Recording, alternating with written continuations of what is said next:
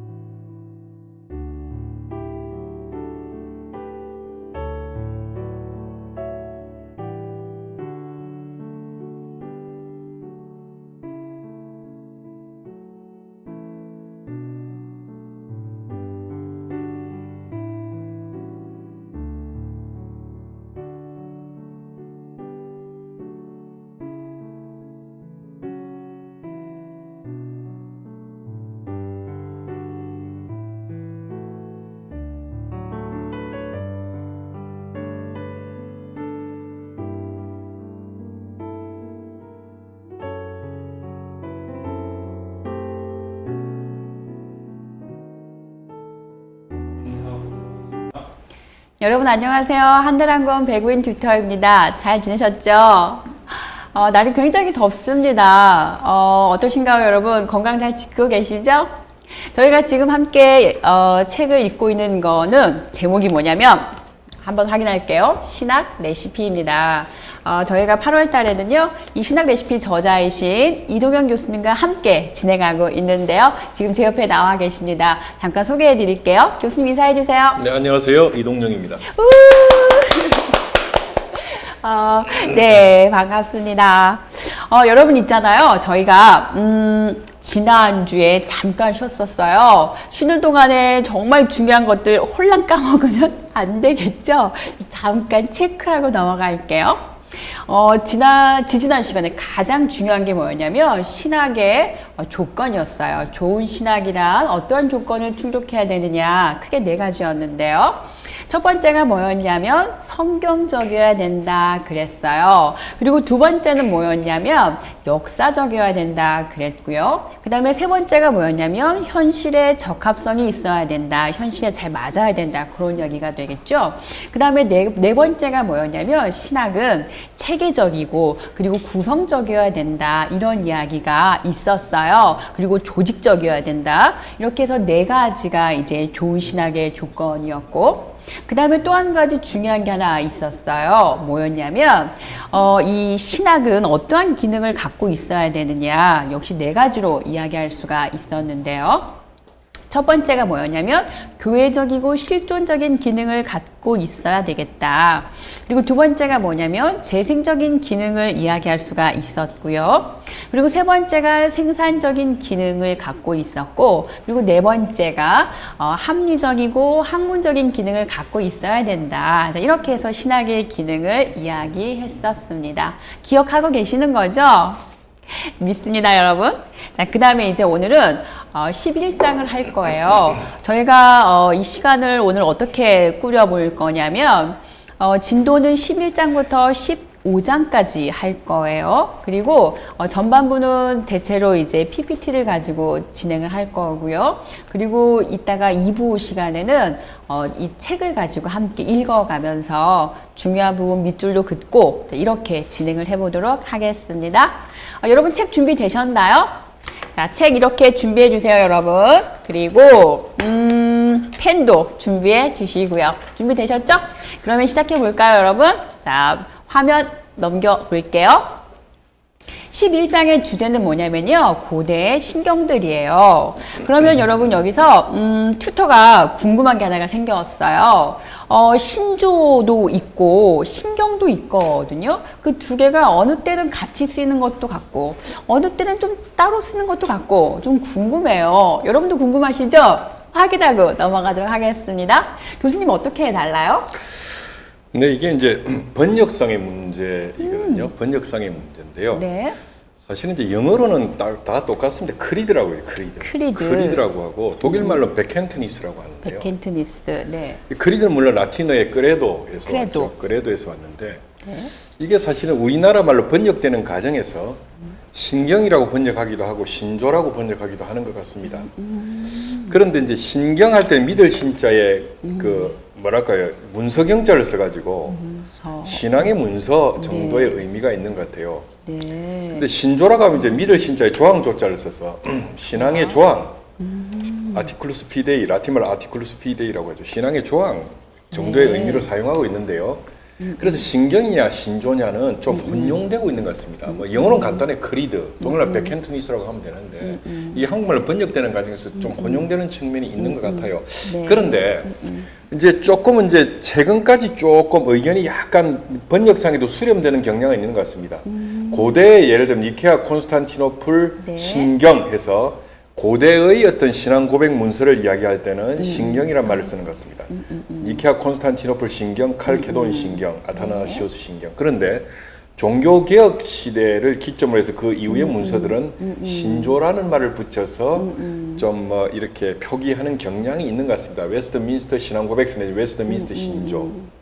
아우스부르크 신앙고에서 아우스부르크 신조 이런 식으로 그래서 조금 고대의 신앙 고백 문서는 신경이라고 하고 종교개혁 이후의 문서는 신조라고 하는 경향은 있습니다만은 네. 여전히 혼용하는 분들도 있는 것 같아요. 그래서 이런 부분은 신학자들이 국문학자들하고 조금 논의를 해서 조금 용어의 통일을 좀 보면 좋겠습니다. 이 좀 혼용되는 게 있거든요.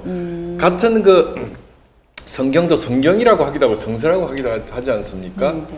근데 사실은 이제 그 헬라 말로 비블로스 하기오스잖아요. 비블로스 하기오스. 그죠? 네. 그죠? 스크립투라 사크라 라틴 말로는 그냥 스크립투라, 네, 스크립투라. 비블로스 이렇게 영어는 그냥 바이블, 네, 네. 독일말 비벨, 아람말 베이블 뭐 이런 식으로 통일되어 있는데 우리나라 말은 네. 성경 성서 이렇게 혼용하지 않습니까? 이런 부분을 조금 통일할 필요가 있다 저는 그렇게 생각합니다. 네. 네. 정리하겠습니다, 여러분. 일단 신경과 신조는 대체로 혼용해서 쓰고 있고요. 영어로는 크리드 그리고 크레도 이렇게 같이 표기가 되는데요.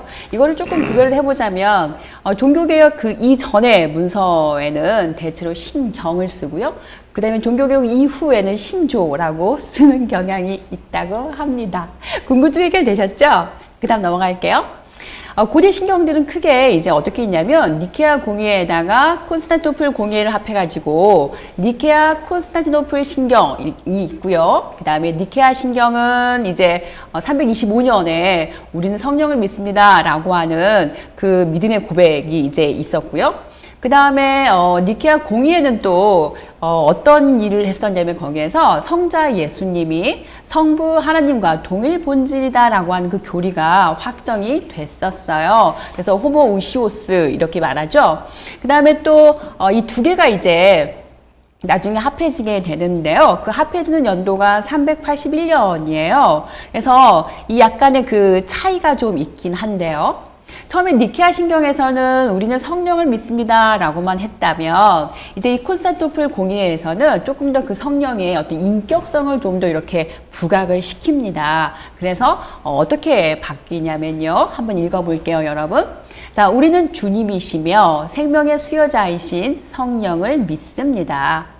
성령은 성부로부터 나오시며 성부와 성자와 더불어 동일한 경배와 동일한 영광을 받으시며 예언자들을 통하여 우리에게 말씀하셨나이다. 자, 이렇게 바뀌게 되면서요. 성령의 인격성을 조금 더 이렇게 강화했다고 할까요? 부여했다고 할까요? 자, 이렇게가 되겠습니다. 근데 교수님 여기서 제가 좀 궁금한 게 하나가 있어요. 여기 보면 성령은 성부로부터 나오시며 라고 되어 있는데 네. 그 필요케 논쟁이 있잖아요. 네, 그렇습니다. 네, 그것은 어떤 거예요?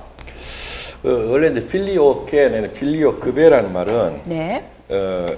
원래 그 니케아 콘스탄티노플 신경에는 없는 거죠. 네. 그러니까 성령은 성부로부터 나오시며가 원래 그 신경에 표현된 표현입니다. 근데 거기 아빠들의 필리오크베, 그러니까 아빠들의 성령은 아빠들의 아버지로부터 나오신다가 맞는데 거기다가 필리오크베라는 어떤 그죠 구문을 아들로부터 또라고 이게 그리고 예, 그렇죠. 그러니까 영어로 from the son also 이렇게 된 거죠. 네. 아들로부터도 또한 이 표현이 이제 라틴어로 필리오크베인데 이 필리오크베가 삽입되면서 성령의 발출 내지는 성령의 나오심의 문제를 놓고 원래의 신경이 고백하는 대로 성령이 성부로부터 나오시느냐 아니면 필리오크베를 집어넣어서 성령이 성부로부터 그리고 성자로부터도 나오시느냐라는 논쟁이 촉발되게 됩니다. 네.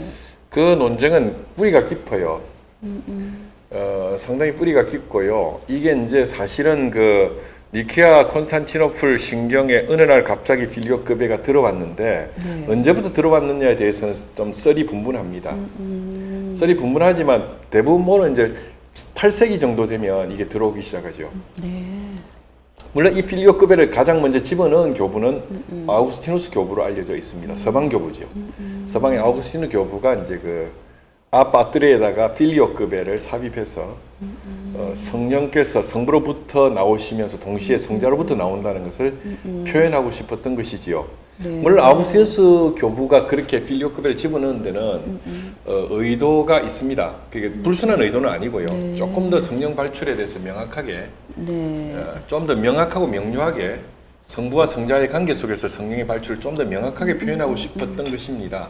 그런데 그런 선한 의도와는 무관하게 이것은 동서방 교회 양자 사이에 이 성령 발출의 문제를 놓고 엄청난 논쟁이 있었을 것 같아요. 논쟁이 오가게 되고 결국은 이 문제로 인하여 그 동서방 교회가 11세기 초엽에 분열되게 되죠. 네. 그래서 그 소위 말하자면 로마를 중심으로 한 서방교회와 콘스탄티노플을 중심으로 한 동방교회가 쪼개져서 그 분열은 어떻게 보면은 교회사에서 전무후무한 분열입니다. 왜냐하면 그리스도교 전체 교회가 완전히 동방과 서방이라는 두 영역으로 두 동강이가 나는 상태고요. 그것은 뭐 전무후무하다. 앞으로 과거에도 없었고 앞으로도 없을 전무후무한 분열이죠. 그걸 통해서 이제 지금까지 이 두 동방 전통과 서방 전통의 두 교회가 오고 있는 그죠. 이렇게 흘러내려오고 있는 상황이니까. 그러니까 그 필요케 논쟁에 대해서 여러분 제가 지금 질문을 드렸는데 그 필요케가 뭐냐면 그리고 성자로부터 이런 뜻인데요. 그러니까 성령이 성부로부터 이렇게 발출되어 나왔다는 건데 그리고 성자로부터도 나왔다라고 하는 게 필요케예요. 근데 지금 교수님께서 말씀하시기를 동방과 서방이 어느 한쪽은 성자로부터 나오는 거를 동의하는가 하면 또 어느 한쪽은 그걸 이제 용납하지 않는 거죠. 그러다 보니까 서로 어떤 갈등이 생겼고 그 갈등이 하나의 어떤 분기점이 되어서 어떤 도화선이 되어서 동방과 서방이 이렇게 나누어지게 되는 그런 계기가 되었다. 이제 이렇게 설명을 하고 계세요. 그러니까 여러분 그 필요케 논쟁이 동방과 서방이 나누어지게 되는 굉장히 중요한 문제에 문제 어떤 그 쟁점 위에 있었다라고 하는 거, 그거 한 가지 잡고 가시면 좋을 것 같습니다. 네. 자, 우리 그 책에선 다루고 있지 않은데요. 제가 그 성령에 관한 이야기가 나오면서 튜터다운 질문 하나를 해봤어요. 자, 그 다음에 넘기겠습니다. 니케아 콘스탄티노플 신경은요, 동서방의 에큐메니컬 신경이라고 되어 있어요. 그러니까 무슨 말이냐면 얘는 동방이랑 서방이 동시에 다 이렇게 고백하는 그런 신경이다 이해하시면 좋을 것 같고요. 그리스어로는 우리는 믿나이다 라고 되어 있고 라틴어로는 나는 믿나이다 라고 되어 있어요. 보면 그리스어는 우리는 이라고 되어 있고 라틴어는 또 나는 이라고 되어 있는데 보면 여러분 어떠신가요? 우리는 이라고 하는 말 속에는 어떤 공동체성이 담겨 있고 나는이라고 할 때는 어떤 그 개인적인 이런 의미가 좀 담겨 있는데 교수님 어떻게 다른가요?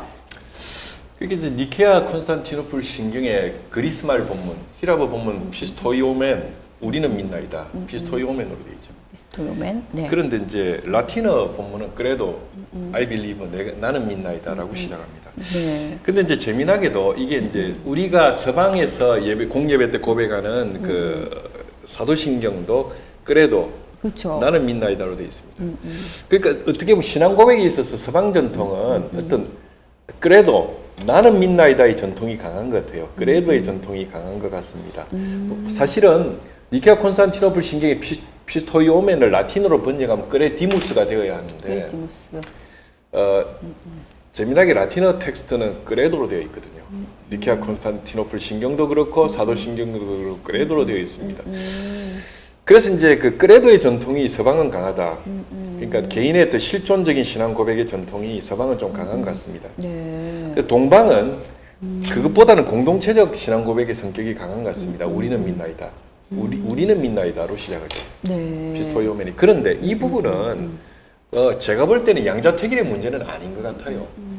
왜냐하면 아무리 개인적 실존적인 신앙 고백으로서 내가 믿는다는 사실을 우리가 고백을 한다고 할지라도 이 고백이 단지 나만의 고백이고 나만 믿는 고백이라면 이 고립된 고백이라면 이 역사성과 공동체성이 없는 거 아니겠습니까? 그렇죠. 그러니까 만구지생각이란 말 있잖아요. 그러니까 아무리 내가 믿는다는 신앙 고백을 하더라도 이 신앙 고백의 이 역사와 배경은 공동체로부터 기인하는 것입니다. 그런 의미에서 내가 믿는다는 고백 속에도 공동체가 전제되어 있는 거고요.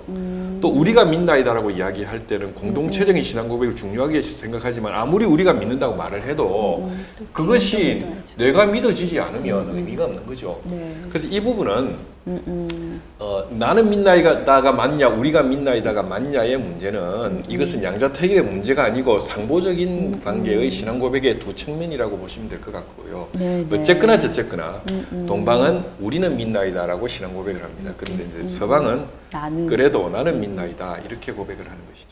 네. 네, 여러분 정리가 되시나요? 그러니까 공동체성이 먼저다, 개인의 그 실존의 신앙이 더 먼저다, 이렇게 나누는 그런 것이 아니라 어찌 보면 그 필요 충분 조건의 관계 혹은 상부적인 관계로 이해하시면 좋을 것 같아요. 공동체성 안에 개인의 믿음도 있는 거고 또 개인의 믿음은 결국은 그 공동체성 안에서 함께 실현돼야 되는 것이기 때문에 서로 같이 양립해야 된다. 이렇게 보시면 좋을 것 같습니다.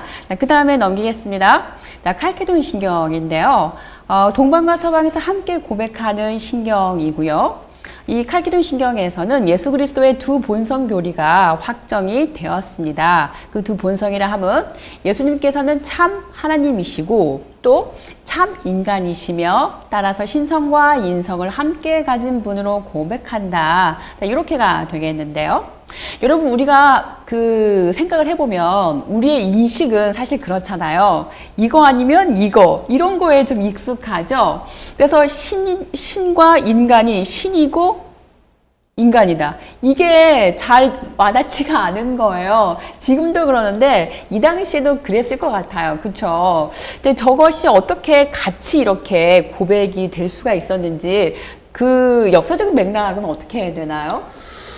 그러니까 이제 이 이제 칼케돈 신경, 칼케돈 공의회를 통해서 확정된 신경이죠. 그런데 이 신경이 이제 배경이 있죠. 배경이 있는 것은 뭐냐면 이게 이제 예수 그리스도를 그 그리스도론이라고 하죠. 그리스도론을 둘러싸고 예수 그리스도가 참 신이냐 참 인간이냐의 문제에 대한 논쟁이죠. 뜨거웠을 것 같아요. 논쟁이죠. 예. 그러니까 참 신의 방점을 찍느냐 참 인간의 방점을 찍느냐 이 논쟁입니다. 그래서 이게 이제 소위 말하자면 그 헬라 지역, 그리스 지역의 두 지역이에서 뜨겁게 달아오른 논쟁이에요. 알렉산드리아 지역과 안디옥 지역이죠. 네. 안디옥, 소위 이제 신학에서는 알렉산드리아 학파와 안디옥 학파의 논쟁입니다. 네. 그 당시 이제 알렉산드리아 학파의 거장은 키릴이었어요. 키릴 폰 알렉산드리아의 키릴이라는 교부가 알렉산드리아 학파 진영의 거두였고 안디옥 학파 진영의 거두는 네스토리우스였어요. 네, 네.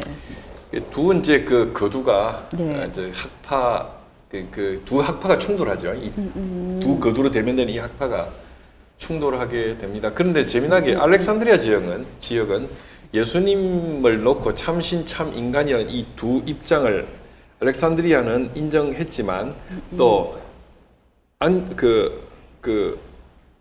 안디옥도 참신 참인간 이 두 고백을 인정했지만 방점이 좀 다르게 찍혀 있었어요. 어떻게요? 알렉산드리아는 참신의 방점이 찍혀 있었습니다. 안디옥은 참인간에게 방점이 찍혀 있었어요. 네.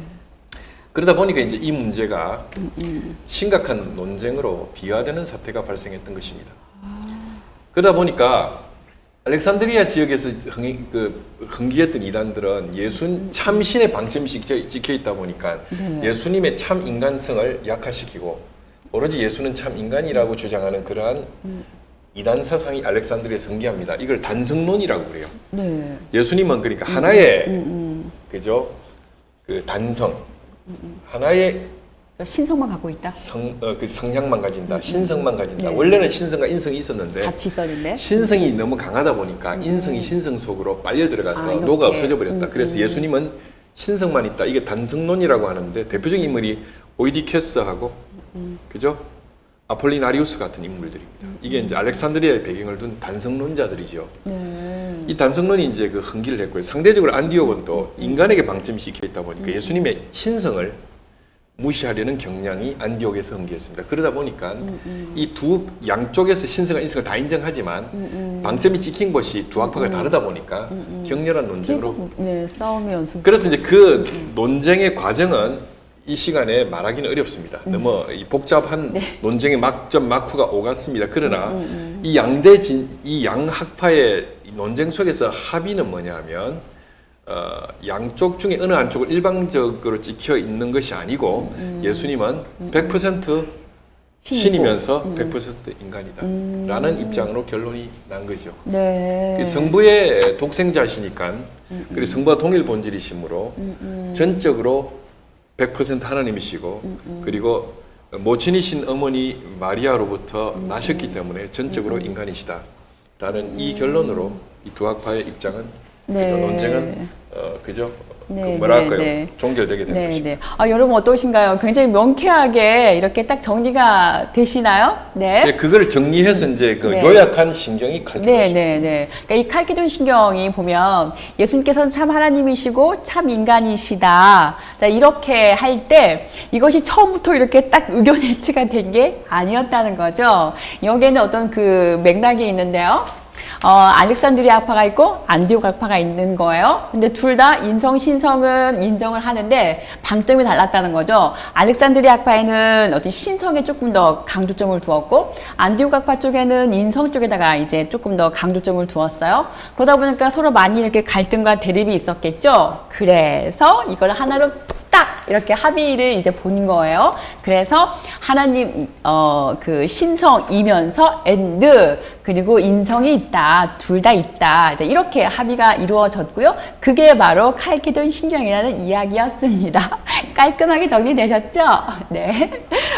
그다음 넘어갈게요. 아타나시오스 신경이 있어요. 저거는 서방교회만 인정하는 신경이라고 되어 있는데 교수님 저는 저 신경의 내용은 본 적이 없어요. 저 내용은 뭘 다루고 있나요? 아타나시오스 신경은 네. 삼일체 하나님에 대한 삼일체 하나님을 고백한 서방의 신경입니다. 네. 네.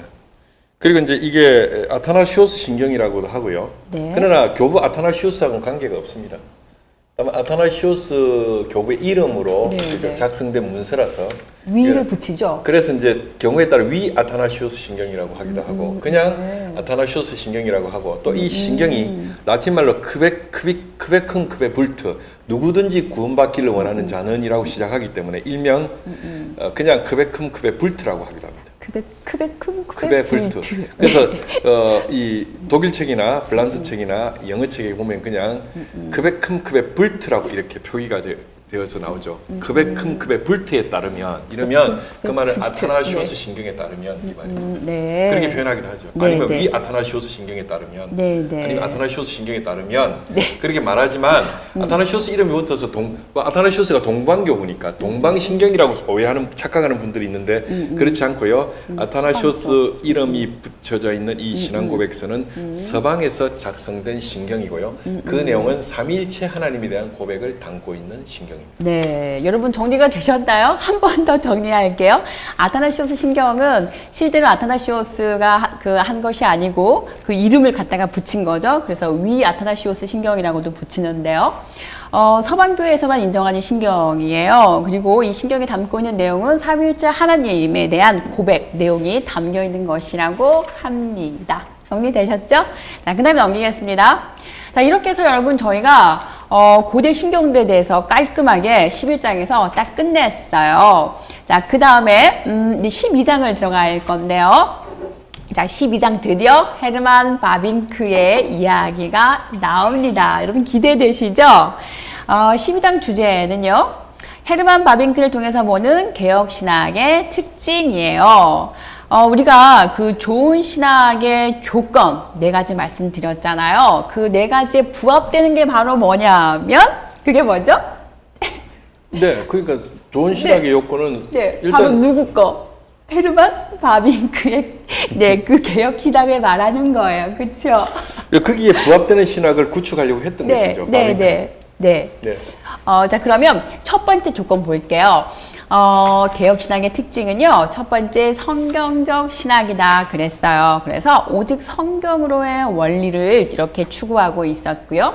그 다음에 역사적인 신학이었어요. 우리가 역사적이다라고 하는 표현 알고 계시죠? 고대 그 신경들, 거기에 뿌리를 이렇게 두고 있으면서도 종교개혁 신조에 이렇게 부합해야 된다. 이런 의미가 담겨 있고요. 그리고 개혁파 전통에 확고히 기반하되 현실에도 적합해야 된다. 그러니까 현실 적합성이 이 안에 포함이 되어 있습니다. 그 다음에 세 번째가 조금 독특한 내용인데요. 선별적인 비평의 방법을 택하고 있다. 예를 들어 보자면 바빙크의 이 진술 방식은 고정되어 있고 그 다음에 신중하고 엄밀하고 객관적이다. 이렇게 공정하고죠. 공정하고 신중하고 엄밀하고 객관적이다. 이렇게 표현하고 있는데 교수님 이 공정하다라고 하는 의미는 어떤 의미인가요? 그게 자기 당파나 자기 학파의 입맛대로 아전인수격으로 해석하지 않는다는 겁니다. 네. 그러니까 예를 들면 바빙크가 슐라이르마하를 다룰 때 슐라이르마가 의도한 그 방식의 이해를 먼저 이해하고자 노력하는 거죠. 네. 슐라이르마의 주장을 슐라이르마적으로 그가 의도한 대로 먼저 이해하려고 노력하고 그죠? 그런 의미에서 공정하게 이해를 한다는 거죠. 그리고 나서 그 주장의 허와실 내지는 장점과 약점을 비평하는 것입니다. 네, 그러니까 이 공정하다라고 하는 것은 예컨대 그 슐라이르마가 있다고 치면 그가 주장하는 교리 혹은 그가 주장하는 어떤 신학적인 내용이 있다고 하면 혹은 신학적인 방법 그런 것이 있다고 하면 일단 그의 그 논리를 한번 잘 파악해보고 이해해보고 그런 다음 거기에 대해서 비판이든 수렴이든 어떤 그 포즈를 혹은 어떤 자세를 취한다라고 하는 거 그런 부분에서 공정하다라고 볼 수가 있겠습니다. 그게 공정한 거죠. 네. 그게 공정성이죠. 그다음에 신중하다. 이때 이 신중하다라고 하는 건 뭔가요? 함부로 예단하지 않는다는 거죠. 함부로 예단하지 않는다. 네, 그러니까 좀 더 숙고하고 숙고하고. 그렇죠. 네. 준밀하게 성찰한다. 네. 그다음에 엄밀하다. 어떤 의미인가요? 은밀하다는 건 아주 그 신중하게 성찰하면서 치밀하게 분석한다는 뜻이겠죠. 네, 네. 신중하게 성찰하고 치밀하게 이렇게 선택한다는 것, 분석하고 한다는 것, 그리고 객관적이다. 이건 어떤 의미인가요?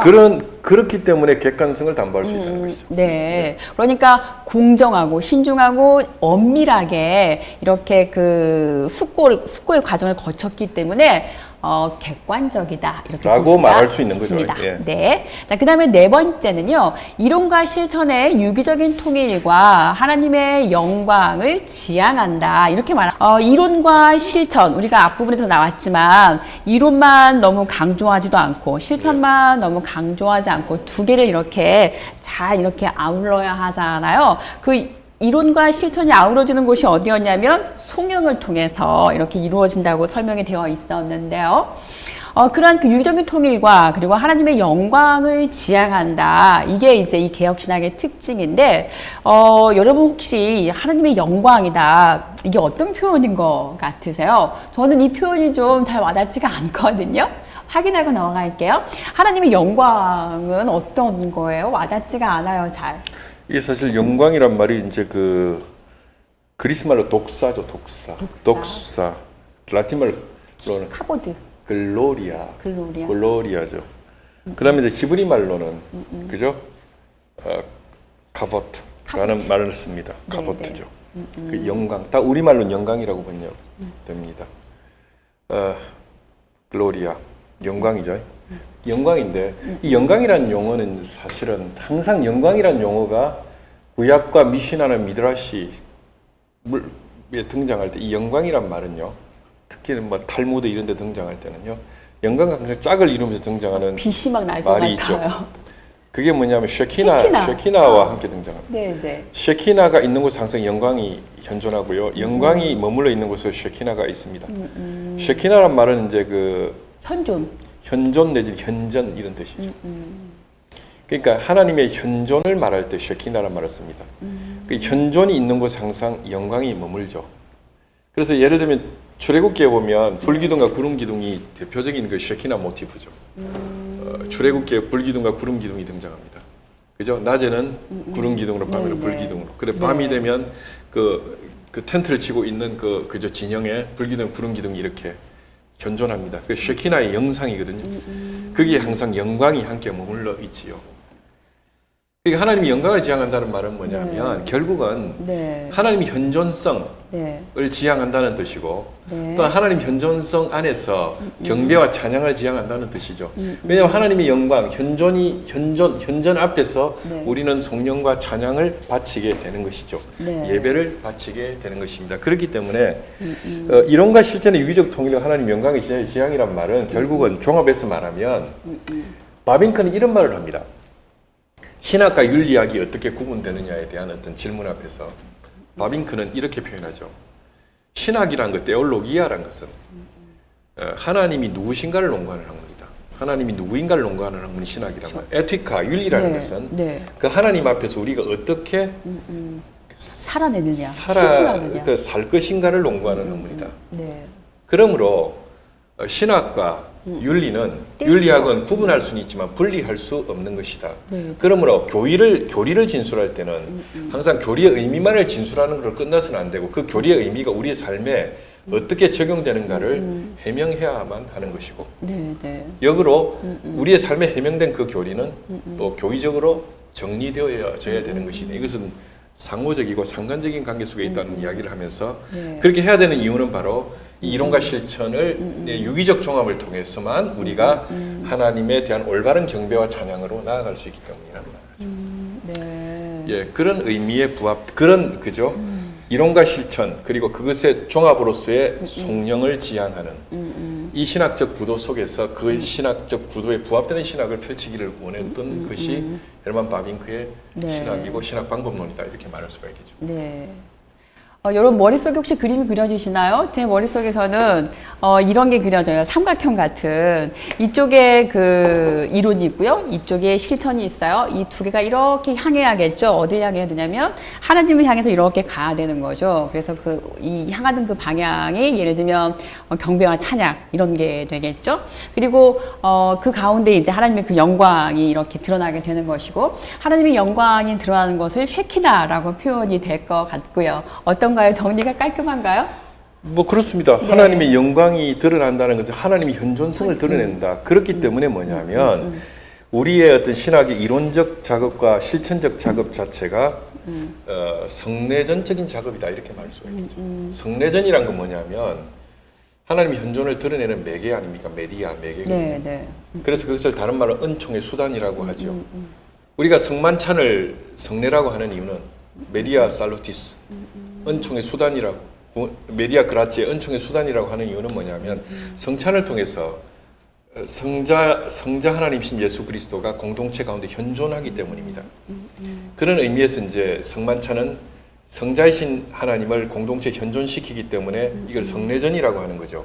마찬가지로 이론과 실천의 유기적 종합을 통해서 하나님의 현존성을 드러낸다는 것은 우리의 신학 작업으로서 이론과 실천이 성례적인 작업이 되어야 한다는 것을 의미하는 것입니다. 네. 만약에 우리 이론과 실천이 하나님의 영광을 지향하는 신학이 아니라면 단순한 그 현학적인 작업이고 단순한 정치적이고 기능적인 실천이 되겠죠. 네. 그런 의미에서 신학적 이론과 신학적 실천은 유기적 종합과 통일을 통해서 하나님의 현존을 지향해 가야 된다는 것이죠. 네. 아까 그 매개 말씀을 성례전을 매개라고 말씀하셨는데 그 매개물도 쉐키나로 쓰죠. 그 쉐키나도 매개물 원래 이런 뜻이죠. 이제 그 이야기를 하게 되면 조금 복잡한 논리로 갈 수 있지만 단순화시키면 그렇습니다. 쉐키나를 통해서 하나님께서 현존하시죠. 네. 그러니까 쉐키나 자체가 하나님 당신 자신은 아니십니다. 네, 네. 그러나 쉐키나를 통해서 하나님께서 시간과 그게. 공간 속에 현존하시는 거죠. 그러니까 하나님이 직접 현존하시는 것이 아니라 네. 쉐키나를 통해서 현존하시는 네. 것이죠. 그런 의미에서 쉐키나는 매개라고 할 네. 수가 있겠죠. 이게 제가 그 감각의 역사를 공부하다 보니까 아리스토텔레스적인 그 감각 논리가 이게 적용이 되는 것 같아요. 그러니까 어떤 그 감각이 전해질 때 매체설을 말하는데요. 예를 들어서 우리가 뭔가 사물을 본다. 그러면 제가 이제 카메라를 보면 이런 원리인 거예요. 저에게 있는 어떤 그 영혼이라든가 혹은 어떤 숨결이라든가 혹은 어떤 빛이라든가 공기라든가 이런 것이 저에게로 나가는 거예요. 그러면 카메라에서도 어떤 그것들이 이제 오겠죠. 근데 그 카메라에 있는 것들이 저에게 직접 오는 것이 아니라 가운데 매체가 있어요. 매개가. 그 매개를 통해서 저에게 이렇게 오는 거거든요. 그래서 그 아리스토텔레스의 그 매체설하고 이 쉐키나하고 뭔가 좀 일맥상통하나 이런 생각을 한번 해봤어요. 관계가 없나요? 그것은 아마 그 정합적으로 정합적으로 농개해 볼 수 있는 접촉점이 많이 있는 것 같습니다. 그건 재미있는 주제인 것 같고요. 또한 그것은 많은 연구를 통해서 정립해낼 수 있는 네. 아주 창조적인 어떤 그 통찰인 것 같아요. 네, 감사합니다. 그런 측면으로 책도 쓸 수 있을 것 같고요. 네. 예, 좋은 그 통찰이라고 생각합니다. 감사합니다. 그다음에 5번째는요. 교회 일치를 추구하는 신학 이렇게 모아질 수가 있겠습니다. 그래서 개혁 신학의 특징, 헤르만 바벤크를 통해서 보는 개혁 신학의 특징은 크게 5가지입니다.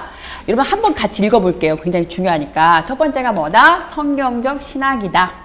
두 번째는 뭐다? 역사적인 신학이다. 그리고 세 번째는 뭐다? 선별적 비평의 방법을 따르고 있다. 그래서 공정하고 그리고 신중하고 엄밀하고 객관적이다. 그리고 네 번째는요. 이론과 실천의 유기적인 통일과 하나님의 영광을 지향하고 있다. 그 다음에 마지막 5번째, 교회의 일치를 추구하는 신학이다. 근데 교수님 여기서 또 궁금한 게 있어요. 교회의 일치를 추구한다고 할 때 일치라고 하는 표현이 저는 좀 약간 불편하거든요. 일치라고 하는 게 어떤 의미인가요? 그것은 하나로 딱 모아진다는 다양성 거예요? 속에서 일치를 말하는 것입니다. 그 다양성이라 하면 또 뭐죠? 다양성이란 것은 뭐냐면 네. 세상에는 많은 교파들이 존재하죠. 네. 예. 장로교가 있는가 하면 감리교가 있고 감리교가 있는가 하면 성결교가 있고 네. 또 성결과가 있는가 하면 성공회가 있고 다양한 교파들이 존재합니다. 그죠? 그 다양한 교파들은 각기 자기들이 역사적으로 그죠? 신앙생활을 하면서 신앙생활을 하면서 흘러왔던 각각의 전통들이 어떤 전통들이 있기 네. 때문에 각각의 교파들이 신조들을 갖고 있습니다. 그럼에도 불구하고 그 신조들이 각각의 하나님 다 전통적인 모아지는. 신조들을 갖고 있지만 그 신조들이 뿌리를 내고 있는 공동의 기반은 아까 우리가 공부했듯이 고대의 공교의 에큐메니칼 신경의 고백 위에 뿌리를 받고 있는 것이죠. 네. 그렇기 때문에 예를 들면 웨스트민스터 신앙고백서라는 것은 장로교회의 신조입니다. 이건 감리교도들은 웨스트민스터 신앙고백서를 그저 공교의 표준 문서로 네. 갖고 있지 않지요. 네. 네, 장로교의 신조입니다. 그런데 아. 웨스트민스터 신앙고백서만을 유일한 신조라고 주장하게 되면 독단이죠. 독단이 되고 네. 장로교는 공교일 수 없는 거예요. 그렇죠. 그렇지 않습니까? 모두 다 아우를 수가 없으니까. 그러나 우리가 웨스트민스터 신앙고백서를 장로교도들이 존중해야 되겠지만 장로교도인 입장에서는 존중해야 되겠지만 그럼에도 불구하고 단지 웨스트민스터적이기를 원하고 니케아 콘스탄티노플적이고 사도신경적이기를 원치 않으면 네, 네. 그것은 분파주의가 되는 것입니다.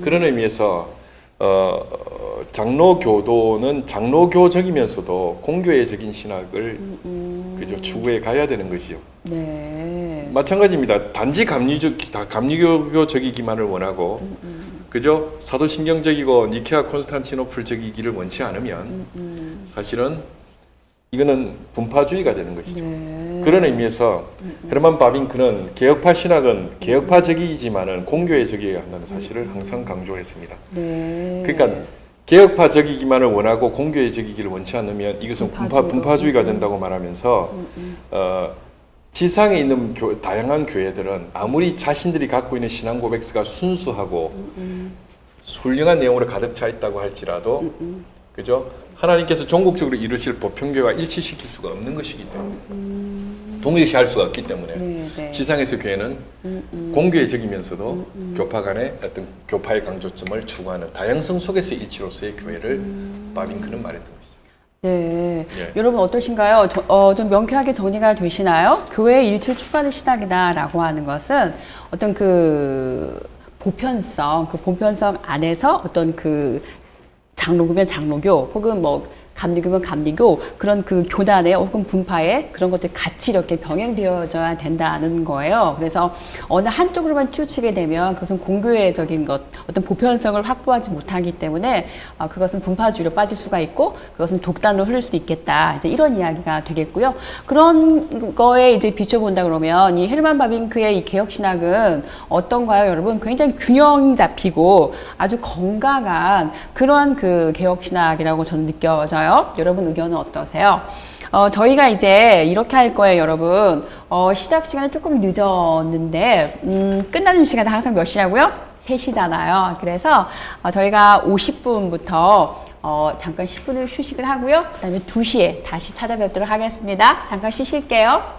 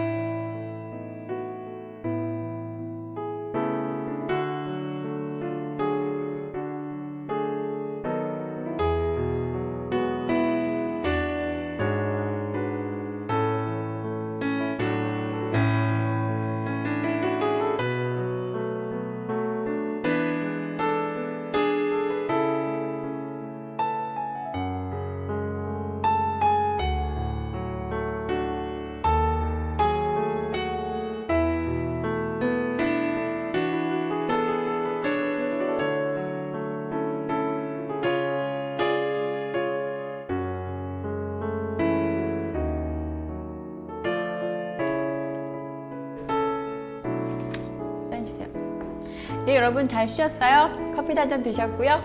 살짝 졸리신 분 계신가요? 스트레칭 좀 하시고요. 네, 저희가 12장까지 했어요. 이제 13장, 14장, 15장을 남겨두고 있는데요. 이제 13장 드디어 계시를 할 거예요. 정말 중요한 내용이니까 여러분 눈 땡 뜨고 참여하셔야 돼요. 준비되셨죠? 시작합니다. 자, 13장 계시란 무엇인가입니다. 신학은 뭐라고 한마디로 말할 수가 있었냐면 하나님에 대한 지식이야, 이렇게 말할 수가 있었어요. 근데 질문이 드는 거죠. 하나님에 대해서 어떻게 아는데? 이런 질문이 들겠죠?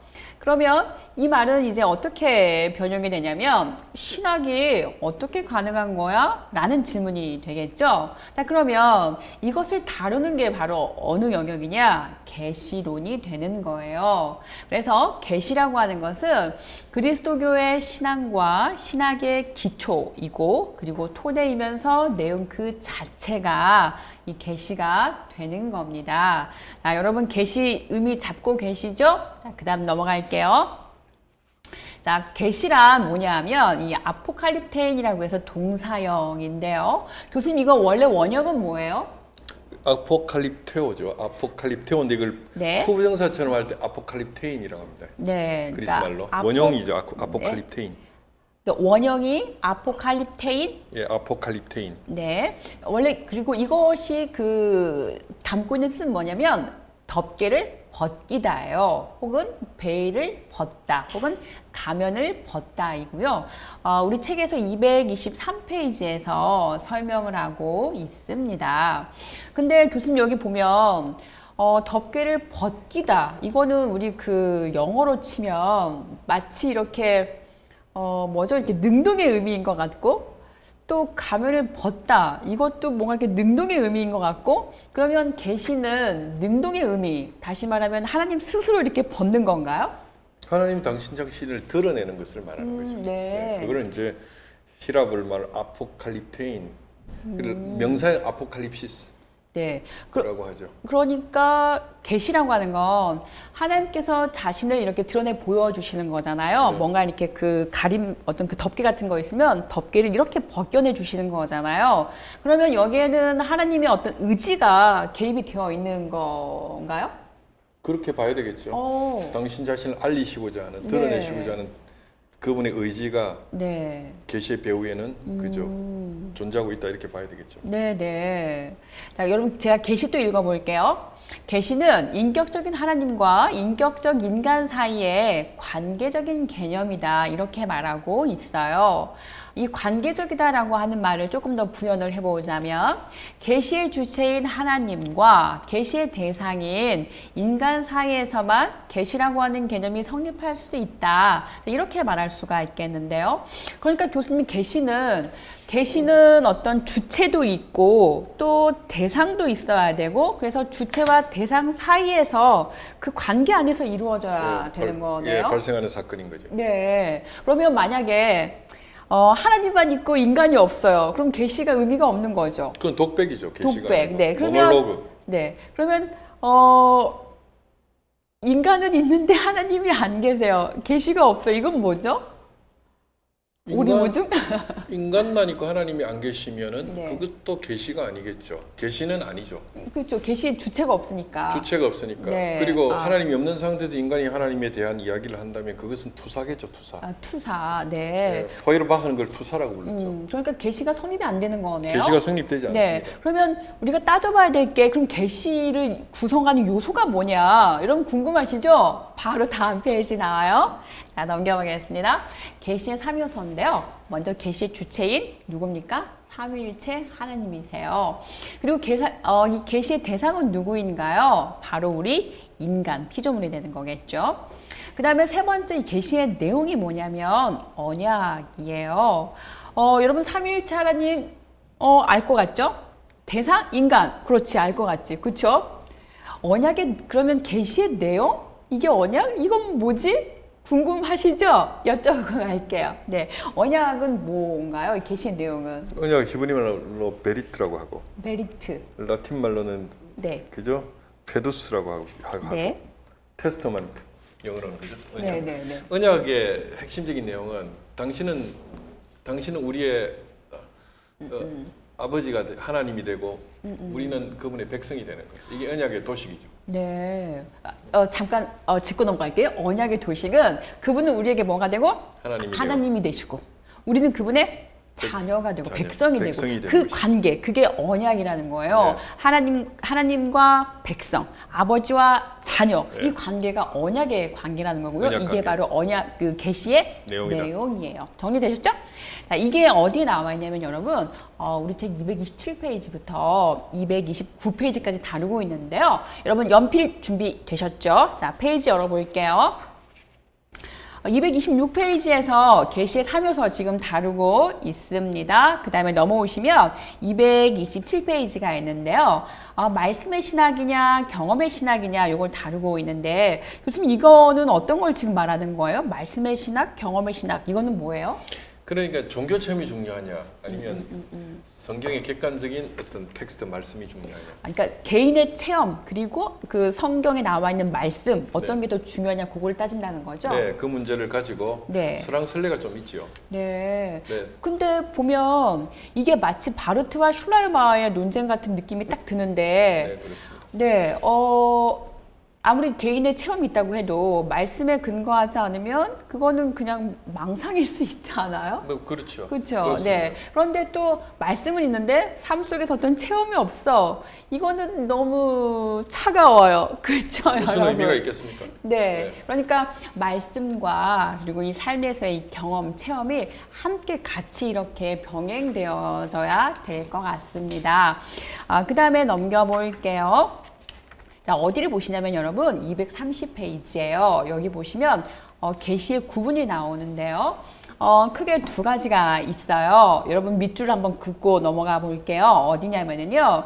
230페이지에서 위에서 5번째 줄입니다. 거기 보시면 인간의 마음과 양심과 자연과 역사에 대한 하나님의 섭리적 통치를 드러내는 계시를 뭐라고 한다?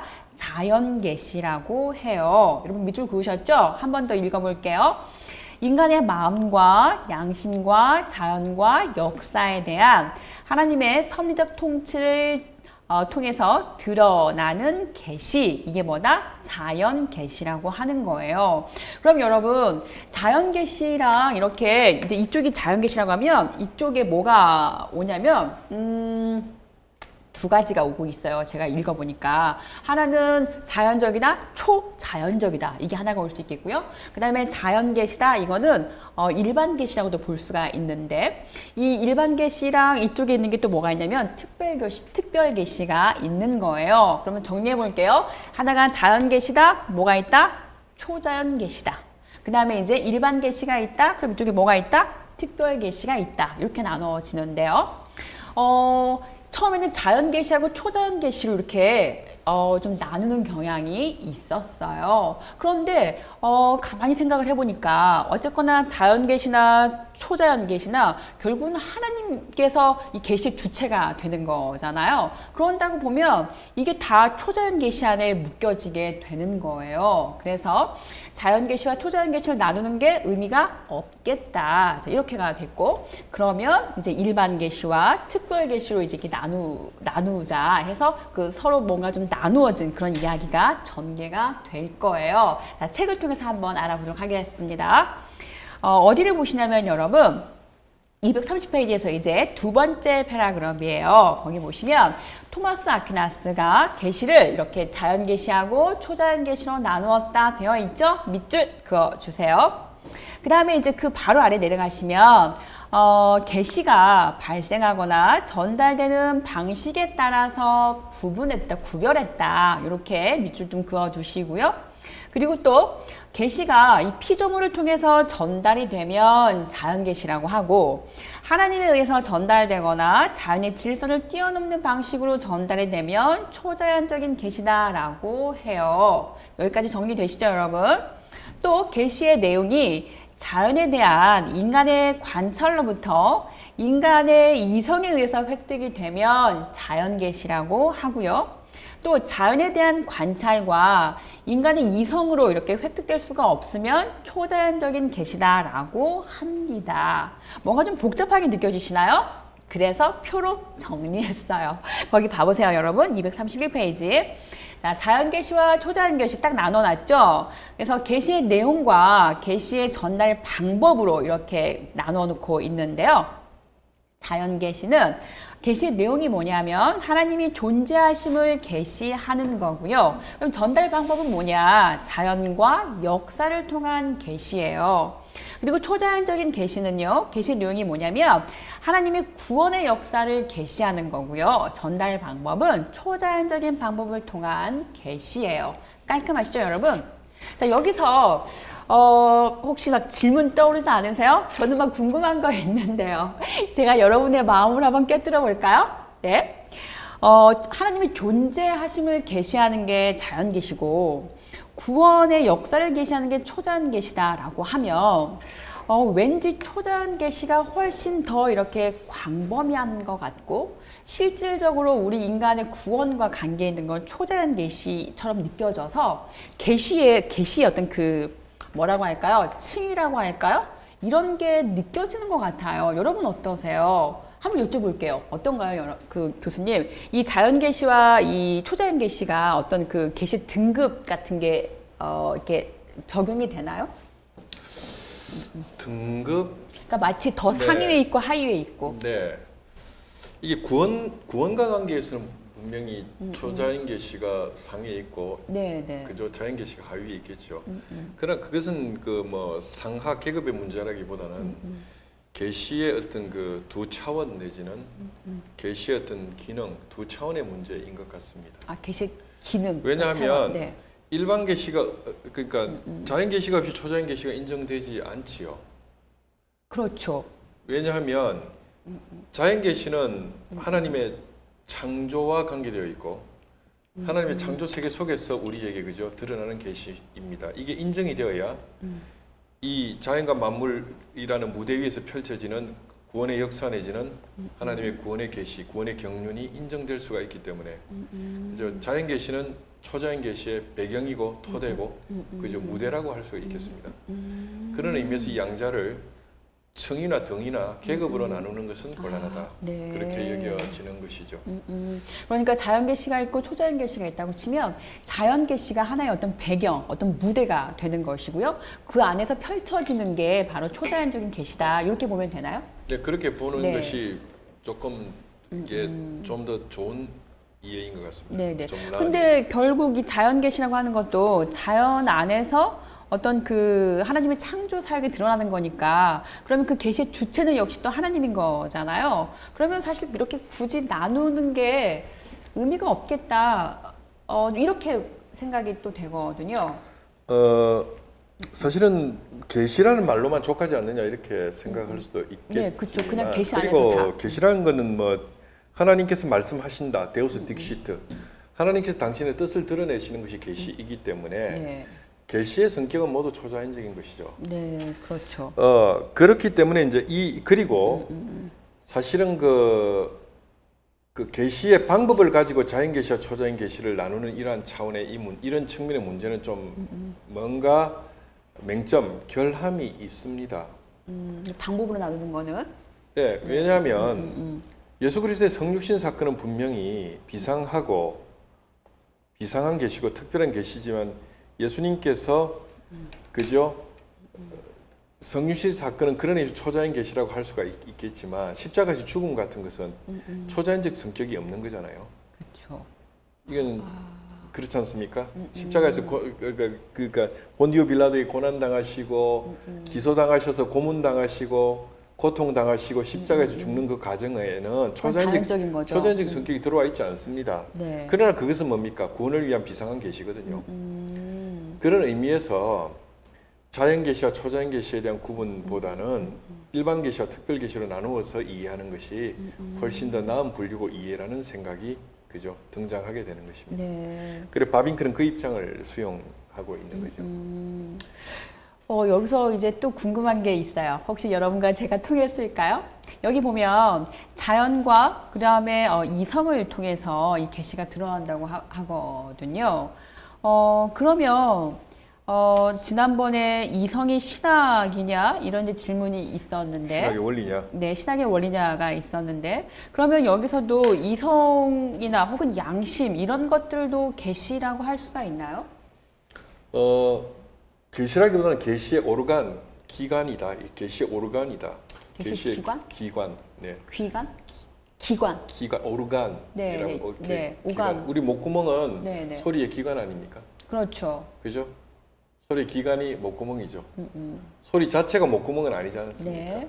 그러니까 계시와 그러니까 계시의 기관은 구분해야 되는데 양심을 통해서 이성을 통해서 계시는 파악될 수 있는 거지요. 그런 의미에서 이성이 신학의 원리라고 암스테르담 학파는 보지 않았다고 말씀드렸습니다. 네. 기능이고 기관이다 이렇게 보는 거죠. 그러니까 하나의 기관이다. 네. 이성도 이성을 계시에 양심도. 포함시킬 수는 없는 것이다. 네. 우리 이성적 요소가 계시를 형성하는 것은 아니다.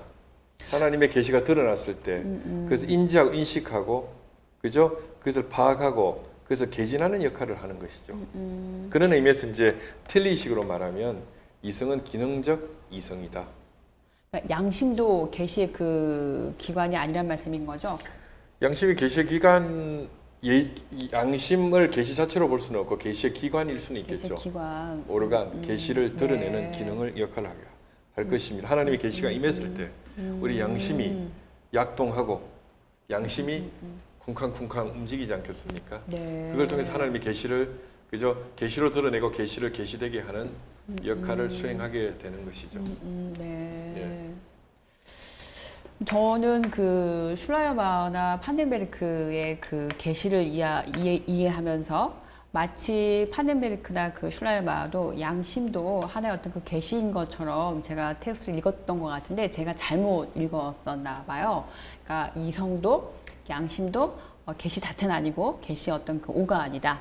하나의 기관이다. 이렇게 이해하시면 될 것 그러나 같습니다. 구분할 필요는 있어요. 한 가지 근데 주의해야 될 부분이 있습니다. 그러나 계시의 기관으로서 종국적 계시의 기관이 누구냐? 계시의 기관을 인간에 맞추었을 때는 계시의 기관은 예수 그리스도가 계시죠. 계시 자체고 네. 그것을 드러내고 증언했던 사도들은 계시의 기관이라고 하겠습니다. 그렇지 않습니까? 네. 그럼에도 불구하고 예수 그리스도 사건이 계시라면 네. 사도들이 증언한 내용들. 계시 내용들은 계시죠. 아, 그것은. 그건 계시가 아니겠습니까? 아, 네. 그렇지 않겠습니까? 그리고 바울의 양심에 대한 그 서신에서의 증언들 이런 건 바울의 양심에 대한 표현이지만 그것은 계시죠. 그래서 성경 저자들과의 관계 속에서 네. 양심이나 이성을 계시냐 계시 기관이냐로 구분하는 것은 별로 의미가 없는 것입니다. 다만 우리가 이제 성경의 해석자로서 계시의 해석자로서 보았을 때는 네. 계시와 계시의 기관은 구분할 필요가 있는 것이죠. 네. 예. 그런 부분은 좀 더 줌이라고 세밀한 표현이 필요하다. 네, 네, 네.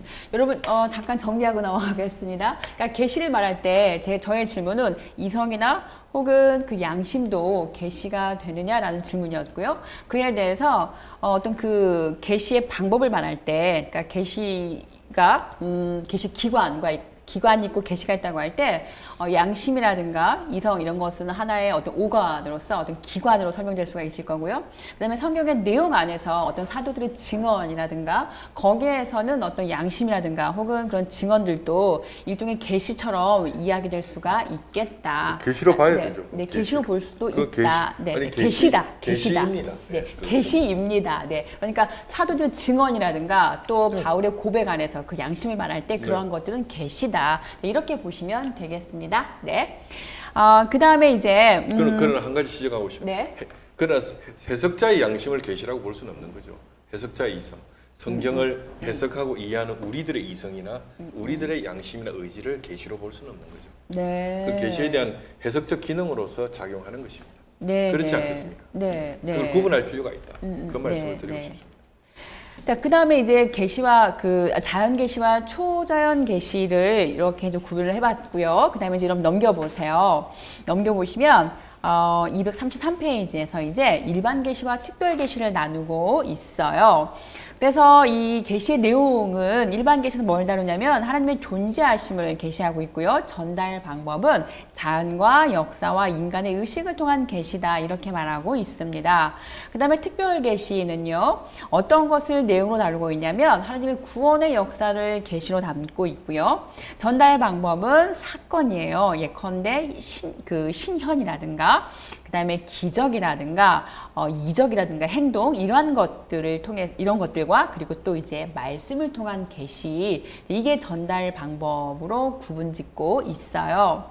여러분 여기서 어떤 게 궁금하세요? 저의 궁금증은 이거예요. 일반 계시가 있고 특별 계시가 있고 아까 조금 전에 자연 계시가 있고 초자연 계시가 있었어요.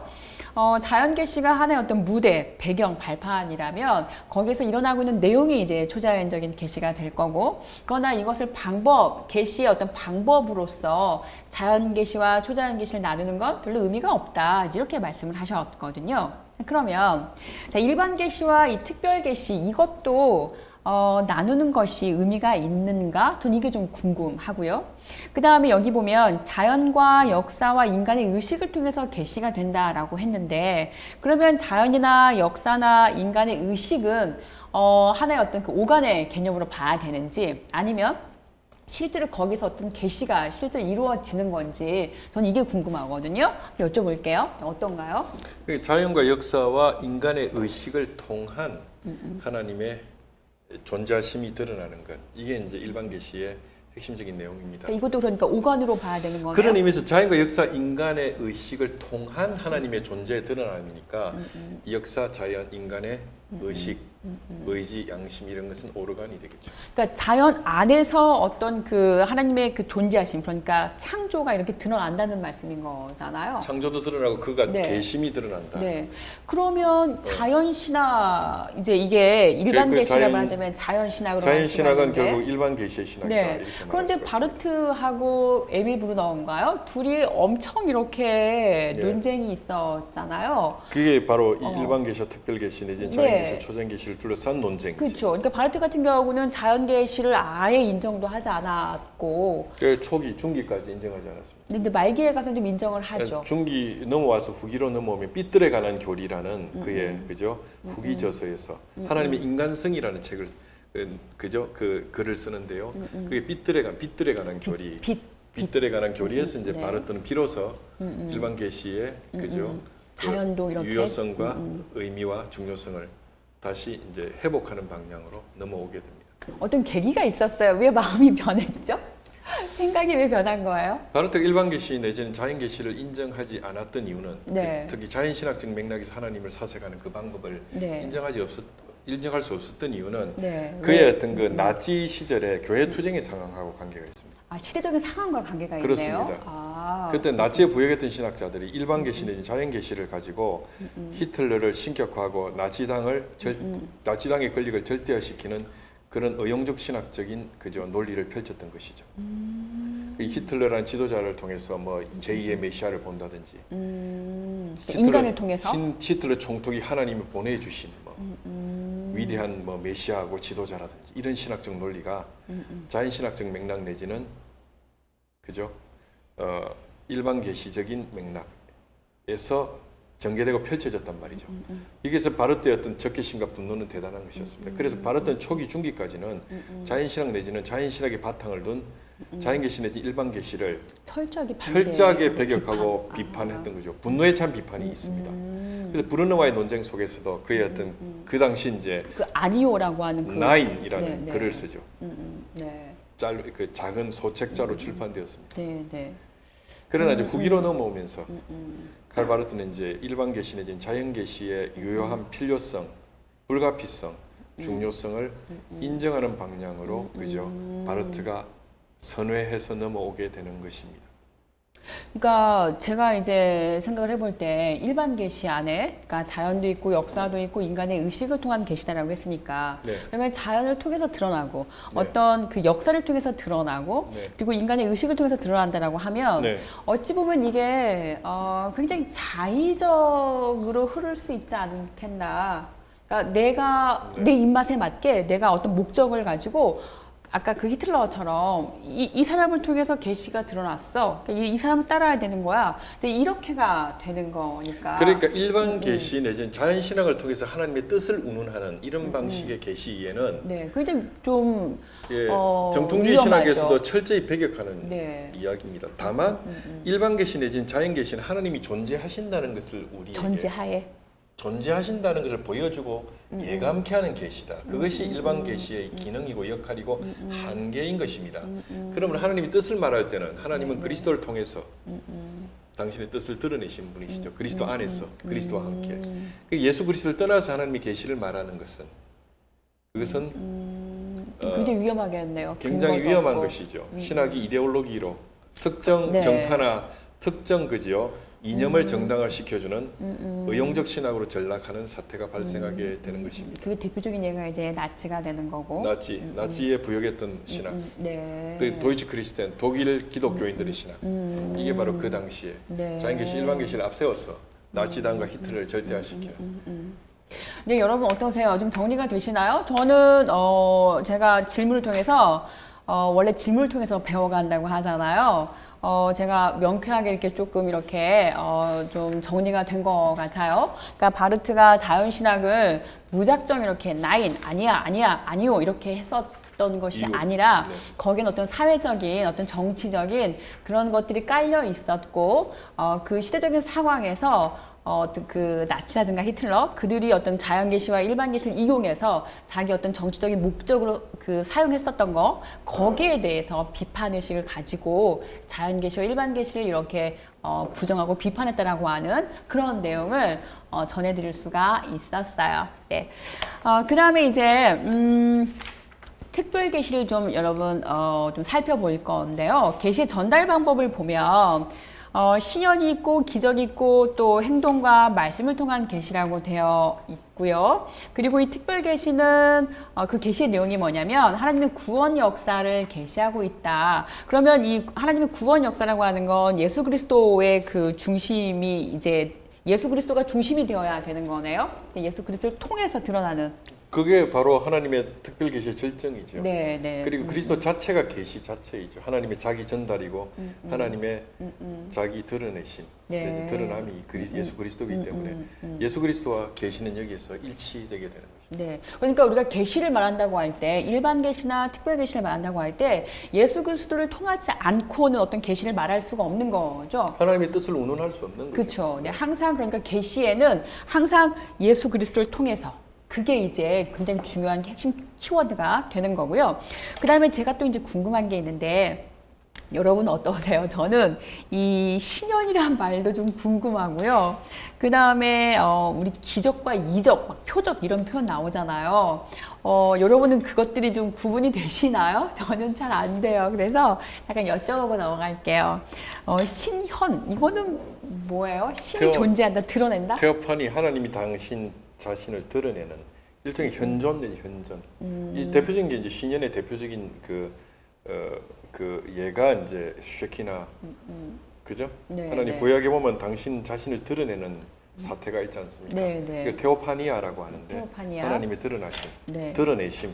이제 예를 들면 그 모세가 호렙산에서 뜰기나무 안에서 불타오르는 그죠? 네. 야훼의 불꽃을 본 거.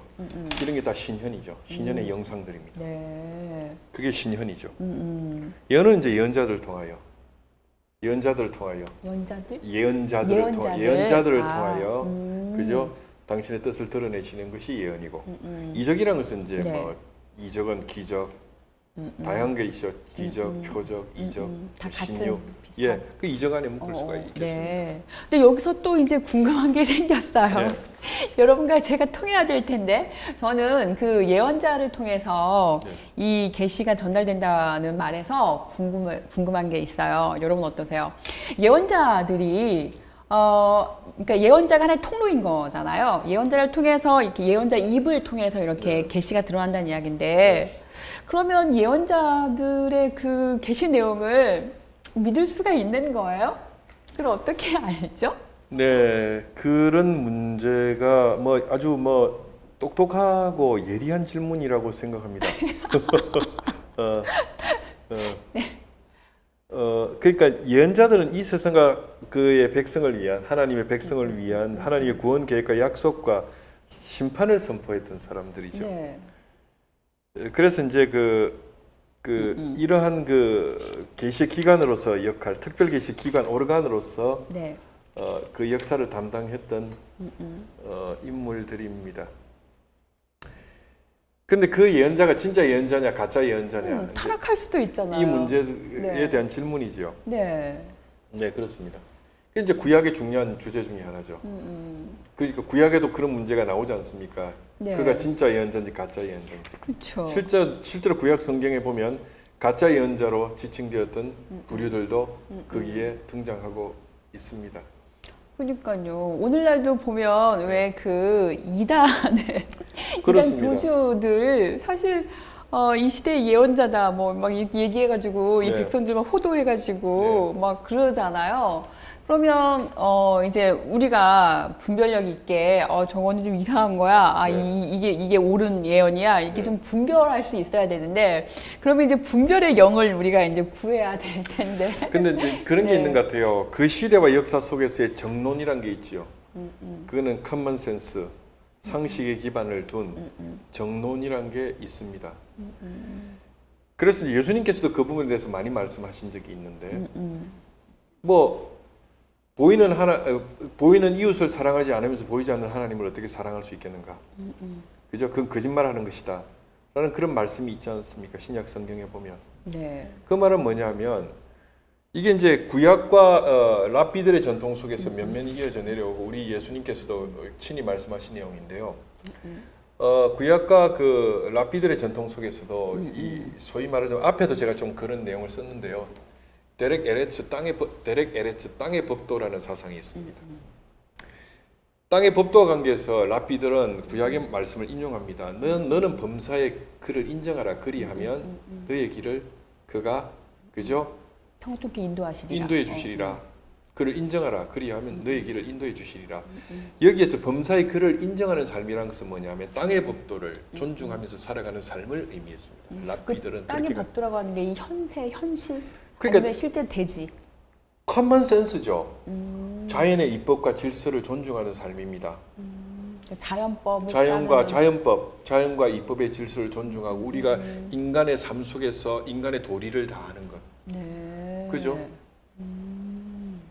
그러니까 인간의 도리를 다하면서 살아야 된다는 거죠. 하나님의 율법이 그것을 넘어서서 그것을 깨뜨리는 방식으로 존재하는 것이 아니라는 것이죠. 그 땅의 도리, 인간에 대한 도리를 다하지 않으면서 하나님의 율법, 야훼의 율법을 운운하는 것은 야훼에 대한 신성 모독이고 범사의 그를 인정하는 삶이 아니라고 랍비들은 가르쳤지요.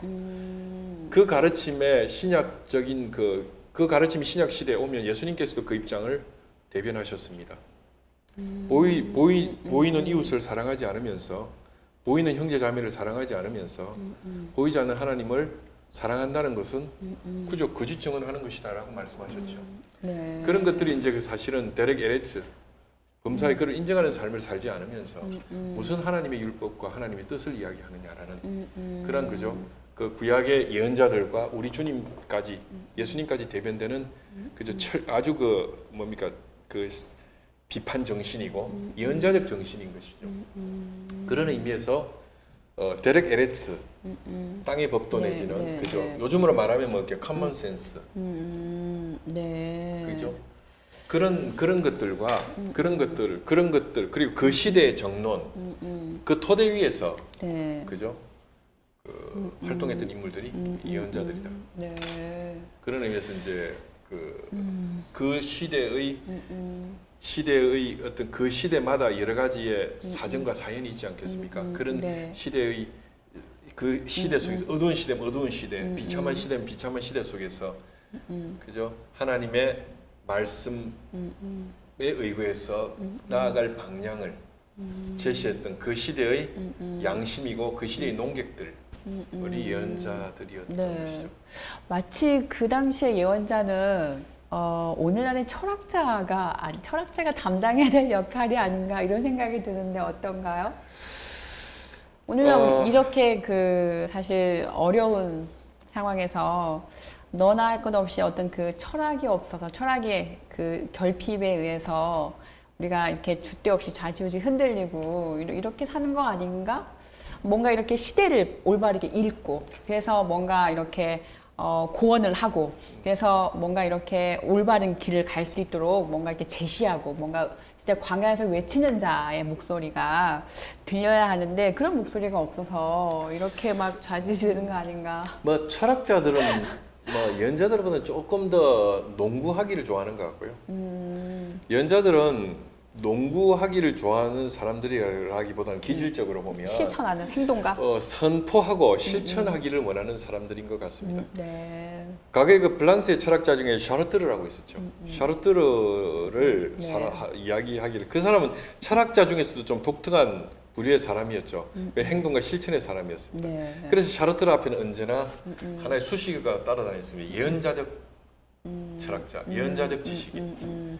실존이 본질보다 앞선다. 막 이렇게 실천의 말했죠. 사람이었습니다. 네. 그런 의미에서. 그래서 예언자적이다 이렇게 샤르트르에게는 수식어가 붙어 다녔던 것이죠. 네. 그게 이제 예언자들의 성격과 철학자들의 성격을 구분짓는 중요한 측면인 것 같습니다. 물론 철학하시는 분들 기분 나쁘게 생각하지 마세요. 그냥 그죠? 철학자들 중에도 예언자적인 분들이 계세요. 그러나 신학자들 중에도 전혀 예언자적이지 않고 그죠?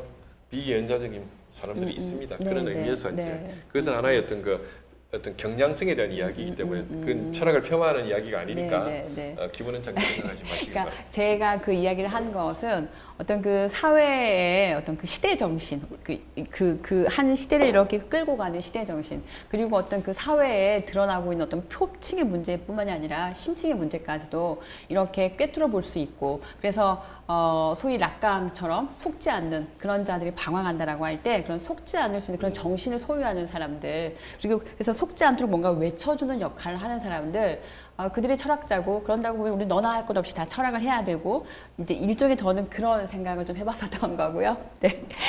그 다음에 이제 또 여러분 어떤 게 더 궁금하세요? 혹시 더 궁금한 거 있으실까요? 제가 여러분의 이름을 안 불렀어요. 세상에 여러분 성함을 좀 부르고 넘어갈게요. 기다리셨죠? 언제 불러주시나? 네. 김부정 선생님 반갑습니다. 점심 맛있게 드셨죠? 네, 저도 맛있게 먹었어요. 그리고 김지훈 선생님 반갑습니다.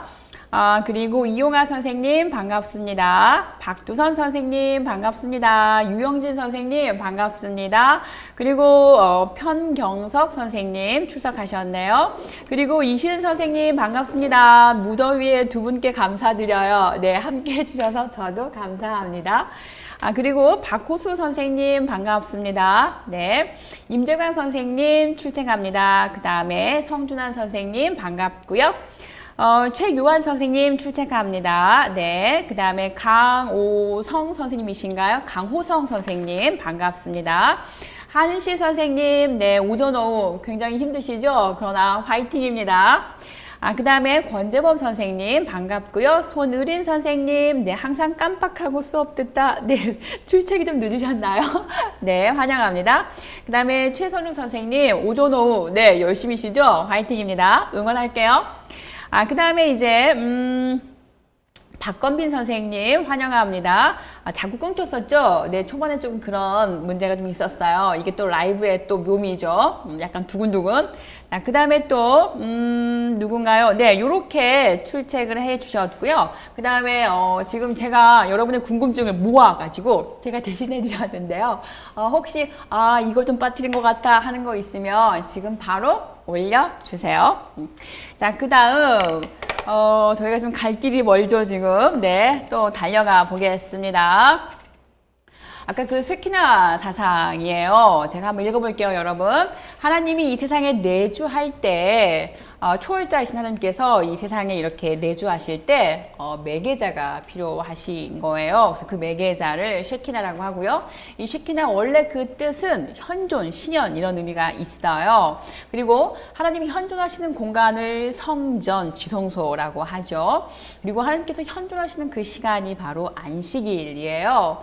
그 다음에 쉐키나의 육체가 있는데요.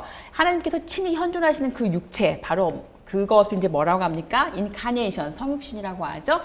그리고 하나님의 쉐키나가 현존하시는 곳에는 언제나 하나님의 카보드, 즉 영광이 함께 나타난다, 함께 머문다 이렇게 이야기했고요. 그래서 영광은 대체로 빛으로 많이 표시를 하고 있고요. 그리고 광채로 이렇게 묘사하고 있습니다. 그래서 이 쉐키나 사상이 들어가 있는 그 성경 본문이 있는데요. 우리 책 245페이지에서 다루고 있고요. 요한복음 1장 14절 말씀에서 다루고 있어요. 자, 넘어가 보겠습니다. 14장은요, 이제 특별 계시를 둘러싼 오늘날의 논쟁이에요. 제가 14장과 15장은 책을 통해서 함께 살펴보려고 해요. 자, 준비되셨나요, 여러분? 자, 14장입니다. 우리 책은요, 253페이지예요.